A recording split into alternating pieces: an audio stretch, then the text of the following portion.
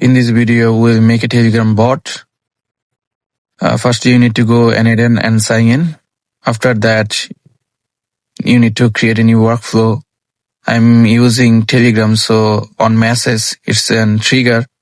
After that, adding an AI agent, setting a chat model, OpenAI, adding a memory, simple memory.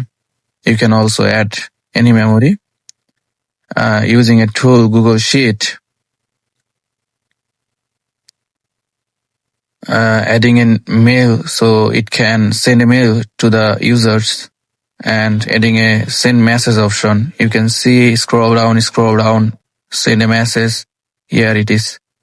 So when I execute the workflow and text here, it will give me reply. If you want full guideline, comment below. I will send